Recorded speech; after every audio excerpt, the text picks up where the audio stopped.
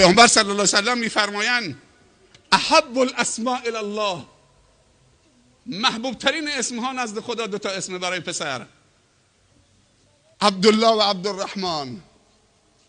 بعد اسامی که با صفت عبودیت باشه، یعنی صفت عبد داشته باشه، نه عبدالعلی،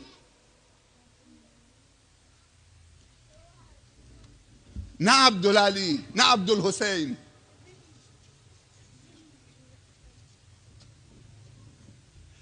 نه عبدالرسول. اینا اسمای شرکیه. عبد وقتی میاد با یک طرفش الله باشه،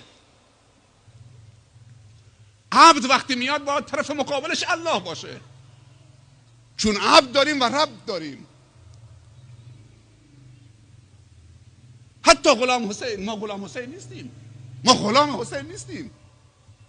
اگر قرار باشه ما غلام باشیم، غلام یک نفریم. قل هو الله احد. با عقیده نمیشه بازی کرد. عبد فلان و عبد فلان و عبد فلان. بهترین اسمها عبدالله و عبدالرحمن. و بعد بهترین اسمهایی که صفت عبودیت داشته باشه، یعنی 99 تا اسم خدا اولش بیاری عبد. عبدالله، عبدالکریم، عبدالستار، عبدالمنان، عبدالغفور، عبدالشکور، عبدالحسین، عبدالرسول. کاری به مذهب ندارم، تو شیعه و سنی هست. عبدالرسول کمه تو سنی ها؟ ما میخوایم یعنی از بندگان خدا یه خدا درست بکنیم؟ همه پیامبران آمدن که به بندگان خدا بگن انا عبدالله واجتنبوا الطاغوت. هیچ عالمی حق نداره به مردم اجازه بده دستش ببوسن. باید این تمام بشه. قدسیت به این معنا نیست. احترام عالم دارید، محبت عالم دارید، دعای خیر میکنید، حمایت میکنید از عالم، اون بحث جداگانه است.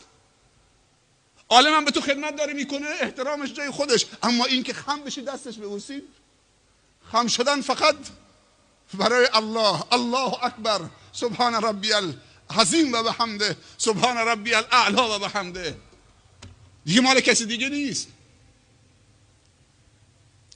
مصافحه معانقه اشکال نداره، اما خم شدن ما اجازه نداریم.